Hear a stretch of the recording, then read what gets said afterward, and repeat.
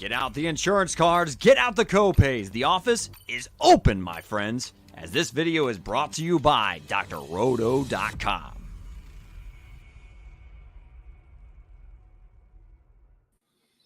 Good morning, everyone. It is time yet again for In the Cup, brought to you by drroto.com. I am Johnny Danger. With me, as always, Mr. Adam White. I like that you're like a mysterious, like comic book villain in the dark shadows today. I like that. We can change that a little bit if you want, but if you like it, we'll go with it. No, I dig it. It's nice. It's All nice. right. Well, we had a pretty exciting week last week. We, Scotty got arrested. That was wild. And then completely fell apart on day 3, of course. Probably up all night dealing with his lawyers about how to get out of a battery charge to the police. That was insane. Yeah, that was one of the most bizarre moments I've ever experienced in a major. Waking up, turning the TV on to try and catch up on some coverage, and going, "What happened?" The number one player in the world, who's a few shots off the lead, vying for the Grand Slam, is in jail or was in jail, or it was hard to make sense of. But yeah, obviously he came out and played well that day after warming up and stretching in a jail cell. Yep. Pretty interesting. And then crapped the bed on Saturday, but he didn't have Ted Scott on the bag either, so there could have been multiple things. I think the adrenaline just left his body, and then Ted Scott wasn't on the bag, so it threw off his routine. And then obviously, if that's his one overpower round of the year, there was something pretty significantly wrong. So pretty wild. Well, I'd like to linger on it, my friend, but we got a little late start today, and I have a real job to do, I guess. So, let's get right at it. We got Scotty right back at it today. So why don't you tell me about the course and tell me why you think he justifies a 50% ownership projection? Well, the course favors a straight driver. It's Colonial Country Club. The event hasn't been named this, but it's been at this course for a long, long time. Used to be called Hogan's Alley back in the day. It favors straight drivers of the golf ball. It's got very small greens. The greens have actually been redone since last year. So since our boy Emiliano Grillo won this event last year, they tore up the greens. They completely redid them. Gil Hanse came in, gave it a makeover. And by all reports, the greens are very firm. So it's going to lead to a lot of missed greens relative to normal on tour. Probably an additional 10% of greens will be missed is what's expected. So that leans on short games. So if you're looking at straight driver of the golf ball, great short game. I mean, that screams Scotty Scheffler to me. He's pretty much the best approach player as well. If he does miss greens, he's going to get up and down most of the time. So yeah, I can see why he's 50% projected. And you know what? I think I'm going to have to go ahead and swallow that because there are some good values. We got the 5K range back this week. Colonial's not a long course. It's gonna allow some of the old dudes, which we'll get into. It's old dude week, buddy. You had Kim week a few weeks ago. It's old dude week. I like it. I dig that.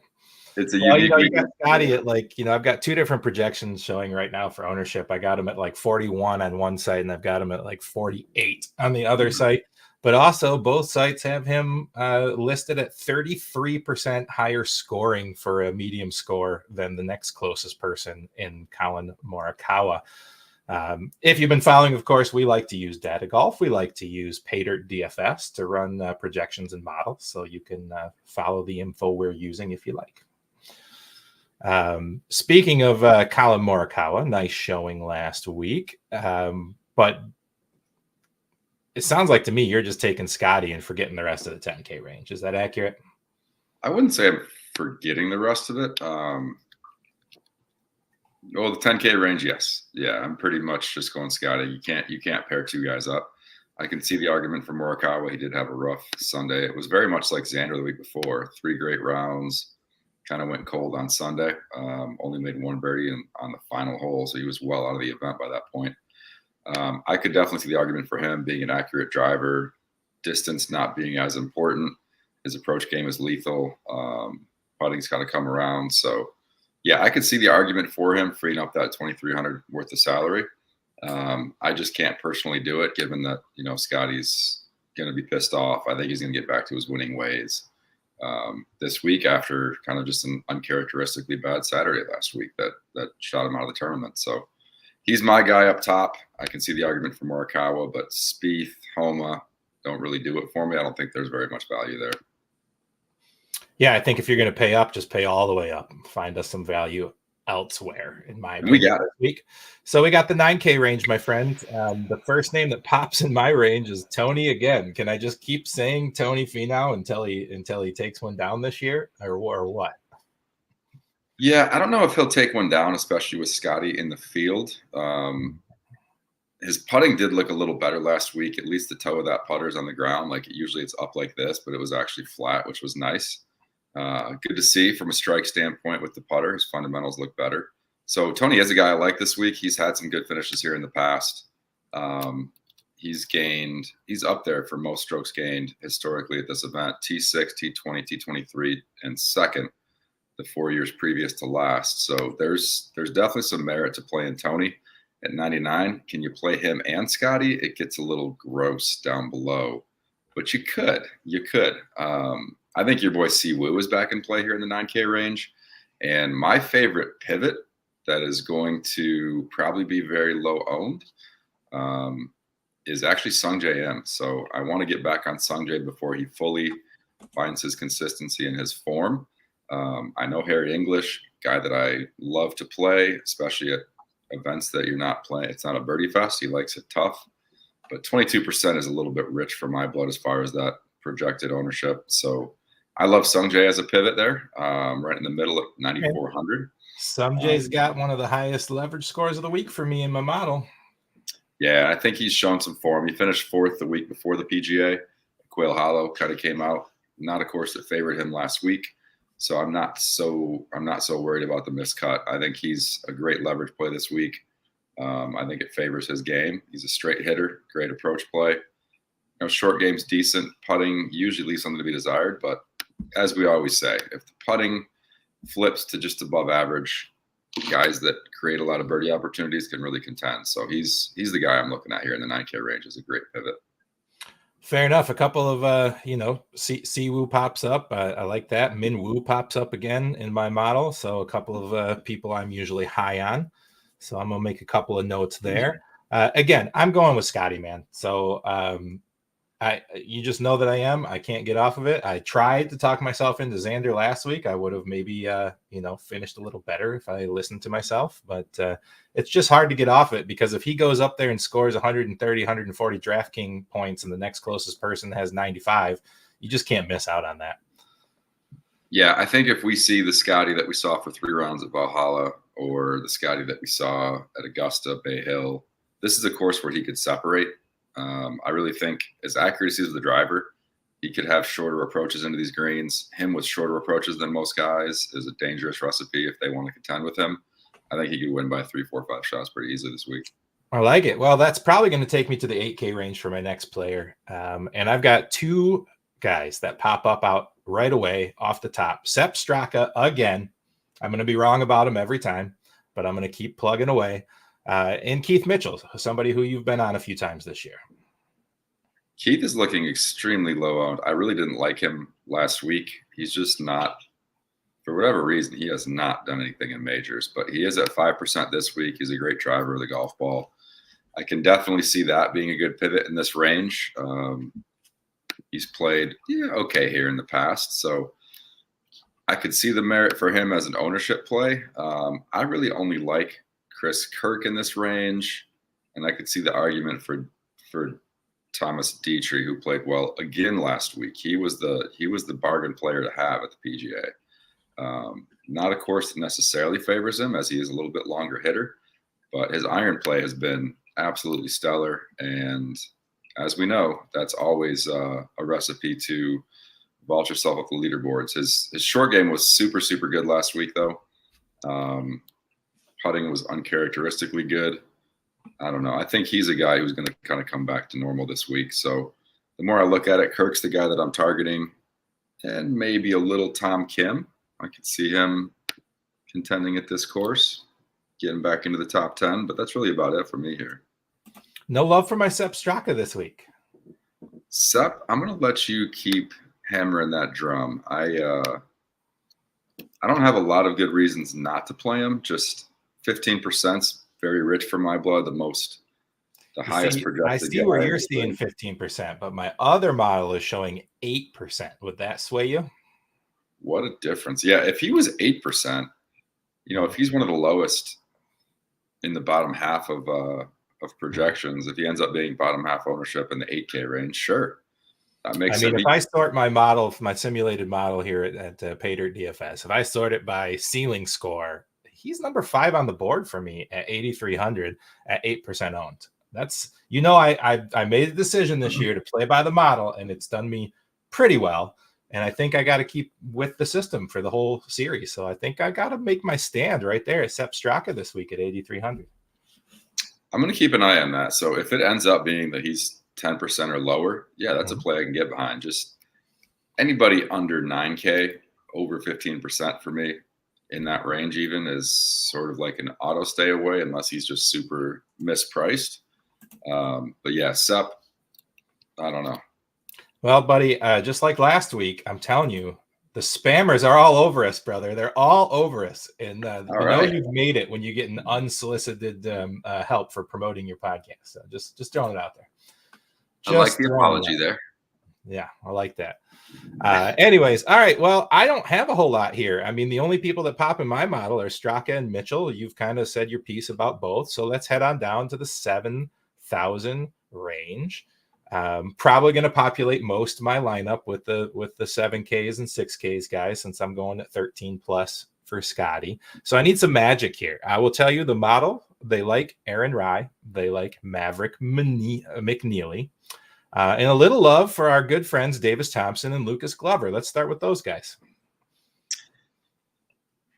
Start with Davis. He was a guy I was interested in. His irons have been super, super hot recently, showing really good on his approach. He hasn't played here before, or maybe he did last year and just missed the cut. I'm not super high on Davis. Glover I can see the argument for, but he looks like he's going to be fairly owned again. Fairly highly owned.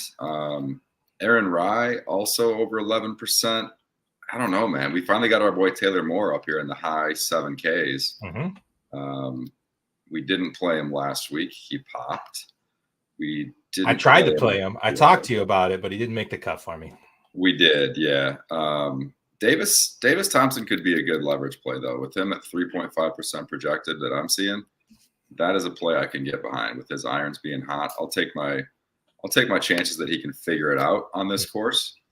And then you said Aaron Rye. I can tell you though, so we play in our little 19-person private league, and man, the players that are in the top 3 in our league, they chalk a lot, man. So maybe we're messing up playing all these pivots. Maybe we should just be chalk monkeys for this particular tournament. For that particular contest, I could see it. When we talk about these guys and their high projection as far as ownership, like we're talking about tournaments here. So if you're looking if you're looking to finish first out of multiple thousand people, we're trying to vault ourselves up to the top. Now, if you're looking for the safest plays, the guys that are most likely to win you a small 19-person league, that's a different story. And for me, I'm chasing now. So I want the guys who are potentially going to vault me up that board and have a week where I beat everyone by, 50 to 100 points. I like it. So why is this model popping me Aaron Rye? Any reason at all? Or is it just an anomaly I could ignore? Aaron Rye is a guy that I like. He is accurate off the tee. I actually wrote him up this week. He's not a longer player, so he doesn't typically gain a lot of strokes off the tee. But this week, I think he very well could, because a lot of the longer players are going to club down because the dog legs kind of come in at the range where they're flying it over 300 and they're hitting it through the dog legs. So a lot of risk comes in if you're a longer guy trying to cut the dog legs. So I think this is a week where he could contend. There aren't a whole lot of those. He also finished 7th at the Houston Open. He finished 4th at the Byron Nelson. Those are also both in Texas. I like seeing that players who play ball in the same state or the same region. He's very consistent across the board, doesn't lose strokes anywhere. He's a very well-rounded player. And this is one of the few courses he can contend on. So I really do like Aaron Rye this week, despite the fact that he is projected to be one of the higher guys in this range. Yeah, I see him about 18%. That's a lot, because I think that's kind of a natural spot to fall when you're playing Scotty, is right there in that low 8,000s, high 7,000s. He is, and I expect probably 4 or 5 guys at least to play him in our little What 19 about a little pivot up $100? Hasn't been sharp lately, but at 4.5% ownership with Batia at 7,900. You got Batia at 4.5, huh? I got him at 4.8. 4.8. That could be enticing. I mean, he's a guy whose approach game can kind of carry the day for him. He had a horrible week putting last week, which is uncharacteristic for him. Lost over 2 strokes in 2 rounds, which is impressive.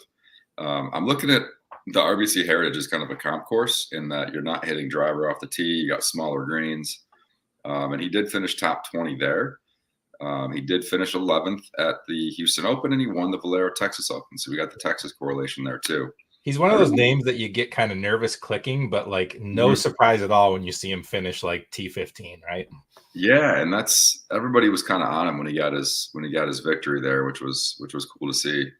A lot of outrights. I might check his odds for a top 5, but yeah, if he's down in that range at 5%, I got him at 8+ right there near Taylor Moore. I would definitely be interested because he's a guy who can pop. He's a little bit volatile, which I'm fine with, especially if you're looking for a tournament lineup. So I like him. And guess who else is back in play in the 7K range, buddy? Who dat? The Postman. No, don't say it. Don't say it. Oh, yeah. He's out early tomorrow. He's going to be out there on the nice, soft, smooth greens without much wind. Supposed to get a little. He's got a spot in my heart, man. You can't play like that with me. You can't tell me that. I'm not playing. He's a legit play this week. He missed the cut last week. The course did not favor him whatsoever. The greens are super easy, so everyone can putt well. This week, a club down golf course with difficult small greens. His short game can shine. Dude, if he just keeps it together off the tee, which he's gained strokes 3 out of 4 events off the tee, I like the Postman. I think I might even throw a top 10 on that guy this week. Ooh, you're speaking my language. You're speaking my language. All right, let's get down into that 6K range, my friend. I have a name that I circled first thing this morning when I ran the simulations. And his name at 6,300 is Andrew Novak. And remember last week I was like, got to play Eckroat, got to play him, got to play Austin Eckroat. And then I didn't. And then he had a hell of a week. I'm feeling that way again. About Andrew Novak. I just want you to know it hurt my heart when I saw Eckroat in the optimal lineup last week. I know. And I didn't play him after I talked about him pre-show, talked about him all show, text you the day before, dropped it in some forums telling me, why can't I play this guy? I got to play this guy. And then I just, I didn't have the balls to do it, man. And you know what? Talking myself into Scheffler and out of Xander and talking myself out of Eckroat probably lost me a chunk of change last week. Yeah, probably. I'm all on board with Novak. Let me just mention a couple of things in the 7K range because we only touched the top half of it. Shank was runner-up here last year, certainly viable again. Your boy Doug Gim, we've talked about him quite a bit. He's like Aaron Rye light to me. He's just not as highly rostered, so I will take the discount on Doug Gim. The last thing I'll say is I actually had a dream that Ben Griffin was first-round leader. So Ben Griffin is 7,400. I'm betting first-round leader on Ben Griffin. It's going to be Matt Neesmith 2.0 here, buddy. I like it. All right, I wrote that down. I circled it. I got $2 left in my casino account. I'm going to put it both of those $2 on Griffin, first-round leader. I like it. Let's do it. Benny Griff. Yeah, I like it. Yeah, I mean, I like Adam Schenk. I don't know why I skipped over him. Probably because I just didn't. I did, but he pops well in the leverage score. His ownership is a little down, which is weird for a runner-up. I'm into it. I misspoke too. He lost in a playoff last year to Grillo. We already talked about how Grillo won, but he was right there, tied for the best score of the 72 holes. So, yeah, Schenk had to be mentioned. I like Sig. I'm lighting up the Sig this week, buddy. You know what's really funny? After Novak, the next guy that pops in the 6K is our boy, Mr. Sig. So his Sig. Yeah, his approach play has been really trending lately. It's taken a couple years for him to really sort of find his routine, hit his stride on tour, but it's there. Top 15s, 3 out of the last 4 events. Missed the cut at the CJ Cup, but that was a weird birdie fest golf course. I think this suits him a lot better. And he's great from we didn't mention the ideal range you're targeting this week for approaches is 125 to 175. That's kind of where a lot of these doglegs have the players laying up to, is in that approach range. I like it, man. If his putter is even above average, I think he's a very good bet to finish top 40, top 2/3 of the guys that make the cut. and he could pop a little better than that. So that's the first guy I'm looking at here in this range. It could be a Kim week too. These Kims, the Korean contingent loves Texas, and your boy SH Kim is right there at 67. And you got Chan Kim at 63. Chan Kim, yeah. I don't like him this week, so that's probably why he's going to play well. Right. We got Victor Perez at 6,700. Any love for him? No, sir. Actually, he has one of the highest leverage scores on the field, because can you believe it or not, Paydirt DFS has him at the absolute lowest ownership percentage in the field this week. That's probably because he shot a million. 0.83%. It's probably because he shot a million last week at the easiest major course in history by far. At any rate, that might have been my worst call of all time. Which is impressive. Got a little love for Sam Stevens here. We talked about the old guys too. One guy we talked about, volatile players in the 6K range. We love guys who can pop, who are going to be almost all but ignored. Give me some Charlie Hoffman, bro. Give me some Charlie Hoffman this week. All right, I'm gonna put I'm gonna write his name smaller than everybody else's. Write it smaller. That's fine. I mean, I'm gonna write it smaller. What about at the very bottom of the 6K range, Ben Silverman? I don't know anything about that. It's the first time I've ever said that name out loud, but pops up in a very high ranking to a 10 to 12x his salary. I don't mind Ben Silverman. I can see the merit for it. He's a guy that we were sort of on, or I was sort of on earlier in the year as a super extreme value play. Finished top 20 at Myrtle just a couple weeks ago after missing 3 cuts. He's kind of shown the ability to tie together a couple good finishes in a row. Back-to-back top 20s back in March. So, yeah, I'm on it. It's not a birdie fest, which is where he's typically fared well, but I can see the merit for it. I also don't mind Grayson Murray. He had a pretty solid week last week at the PGA, finishing T43, T10 at the Wells Fargo the week before. RBC, like we said, is kind of a comp course. He finished T39 there. He's had a pretty solid stretch of golf. At his price, like, he's played way better golf than you would think a $6,100 player would. So I'm definitely on Mr. Grayson Murray as well. What about little Joseph Bramlett this week? Bramlett, yeah, I never mind Bramlett. He's been sort of a cup maker, but has faded a little bit on the weekends. But yeah, I can see the merit for it. T26 at Myrtle just recently, T36 at the Texas Open. So a little Texas success there. But I got to mention my boy Sam Ryder too. Sure. Anytime Ryder gets on a course that sort of suits him, now he could pretty easily blow up and miss the cut. But we're starting to see some signs here. He's another guy that sort of strings together some good performances, back-to-back top 15s back last fall, top 25s, back-to-back events back in March, followed that up with another made cut. So I think he's back to sort of his solid ways here. Great approach player. So there's some merit for him there at 6,000 as well. Absolutely dig it. Can we talk about why Eric Cole has been on a vast and quick decline since we loved him so much earlier in the year? It's interesting, man. He started showing a little bit of a glimpse that he was sort of back to his old form. Because last year he strung together a lot of good performances in a 2-3 month span. It was like, man, this guy's really figured it out. And now he's just sort of gone. Like, he had a decent finish at the API, T10 at Genesis. But man, he's missed 4 cuts in his last 7 PGA Tour starts. The approach play's terrible. Ugly. Losing strokes off the tee. I hope he gets back. He was a fun story, but he has just been lost. Yeah. All right, let's get into this 5K range, buddy. I got less than 5 minutes remaining in my available time. So let's get out of here.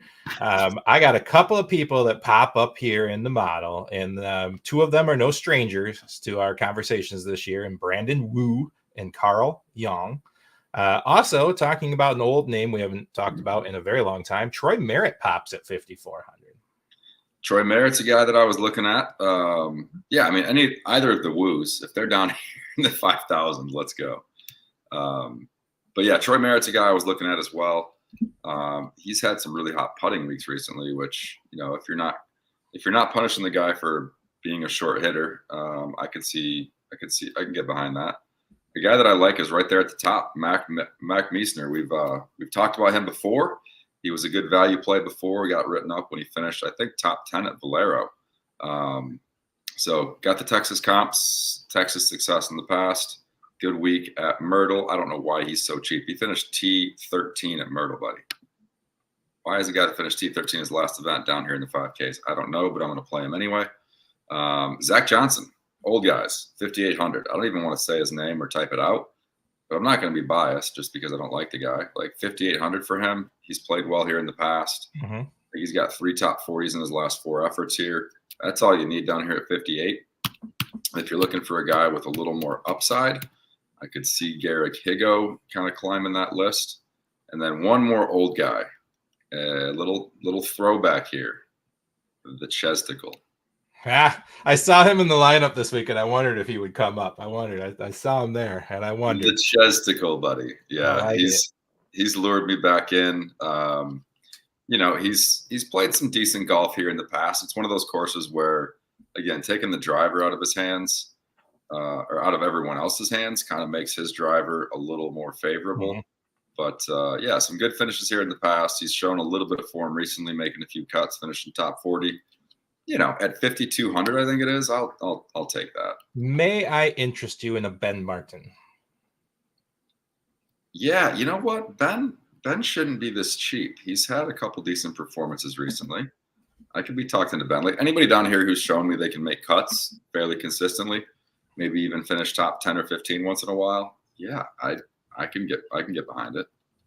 All right, fair enough. All right, buddy, I have to get out of here. So may we please have any bets that you like besides the first round leader for Ben Griffin? What else you got? First round leader for Ben Griffin. It came to me in my dream. We're talking about the old guys, the guys whose drivers taken out of their hands. We did mention Aaron Rye. I like him as a top 10 bet. Let me see what those. We can figure the odds out. I don't mind a little long shot on a guy like Andrew Putnam to top 10 as well. I don't think you're going to see with Scotty in the field, Morikawa, those guys. I don't like the bets to win, but I kind of like parlaying a few of these top 10s from some of the longer shots with top 40s from guys that are safer, such as, I don't know about Ben Griffin, but some of the guys we mentioned like JT Poston, put him in a top 30 bet.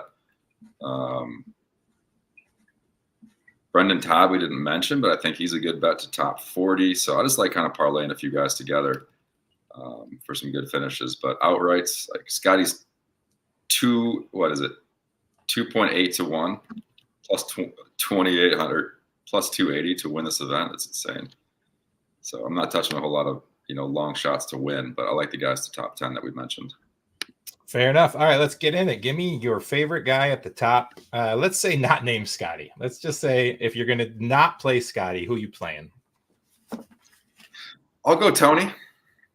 I think Tony showed enough last week, first 2 rounds, that taking the driver out of his hands will be a good thing. He can contend. I like it. I'm going back to Siwoo Kim. Again, I'm not playing Siwoo Kim. I'm going Scotty. But if I'm not playing Scotty, I'll play Siwoo Kim. Who you got in the mid-range, my friend? Mid-range, you know what? I will take the Postman. 7,600. His putter's going to be on fire. I think he's contending this week. I like it. I'm going Sepp Straka. I feel it. He's the guy. He's my guy this week. Sepp Straka. We're going Sepp. Stepper. All right. We're going to put it all together. What you got in the value range? Value, we're definitely going to call Mr. Grayson Sigg a value. I'm lighting it up, man. Let's light some Sigs this week. Every time he makes a birdie or a three birdie in a row streak or an eagle, I'm actually going to light up a real Sig. That's the thing I'm going to do. I like it. In celebration of Grayson, let's do it, man. Grayson Sigg. Could I play all double letter players? Could I play Scott T. Scheffler and Sepp Straka and Grayson Sigg? Could I do that? Say okay, double G's. I got you. Sam Stevens, SS. Yeah. All right. Yeah. You good? Anyways, let's keep this going. I'm going to go right back to Adam Schenk. Okay. Adam Schenk, my man. He's too low priced for what he brings to the table so far this year. How about a deep tipsy pick, my friend? We did mention Mac Meisner too. 5,900. That's another M&M right there. Right. Deep tipsy pick. This is not somebody we've even mentioned, but I'm going to get real tipsy with Zach Blair, another great putter. He actually made the cut last week at the PGA, which he is a short knocker, had no business doing.